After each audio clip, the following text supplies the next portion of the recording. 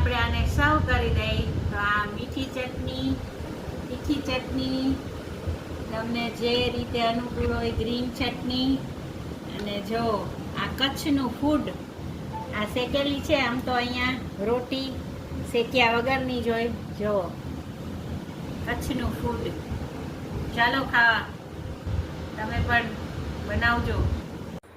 તો આજે આપણે બનાવીએ છીએ કચ્છી દાબેલી. તો એને માટે મેં કાચા જ બટેટા લીધા છે. આ દાબેલીનો મસાલો, મરચું, ધાણા જીરું, ખાંડ, અંબા અંબા. હવે આપણે દાબેલી માટે આ કાચા જ જે બટેટા છે ને આપણે આમાં તેલ થઈ ગયું છે. એકદમ ફટાફટ 10 જ મિનિટમાં બની જશે. તો ડાયરેક્ટ આપણે કુકરમાં બનાવી દઈએ છીએ. બટેટા બાફવાની કોઈ ઝંઝટ નહીં. તેલ ગરમ થઈ ગયું, બટેટા એમાં એડ કરી દીધા છે. અને આ કચ્છી ચંદુભાઈ ભાનુશાલીનો મસાલો દાબેલીનો જે આવે છે એને મેં આવી પેસ્ટ કરી લીધી છે. એ આપણે એડ કરી દઈશું. પછી મરચું, હળદર અને મીઠું, પછી ખાંડ અને ધાણા જીરું. અને હવે આપણે એમાં જ આટલી અડધી જ વાટકી આપણે પાણી એડ કરી દઈશું. પછી આપણે હલાવી લઈશું અને હલાવી અને આપણે એમાં 3 સીટી મારી દઈશું. ફટાફટ બની જશે.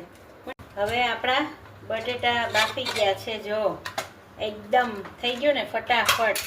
હવે આપણે આને આવી રીતે મેશ કરી લેશું એટલે આપણો દાબેલીનો મસાલો રેડી.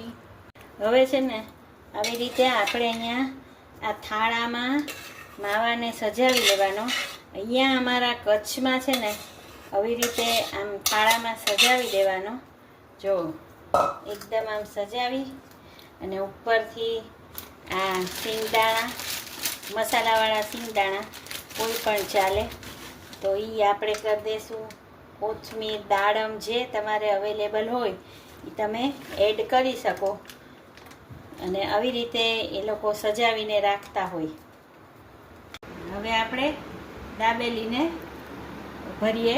તો પહેલાં આપણે ગ્રીન ચટણી લગાવશું, પછી લસણની લગાવશું. આ તીખી ચટણી છે.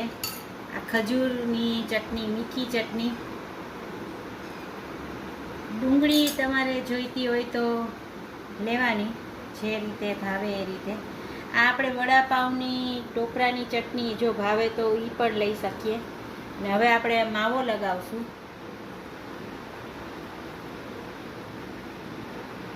અને આ ઉપરથી આપણે સેવ કરશું.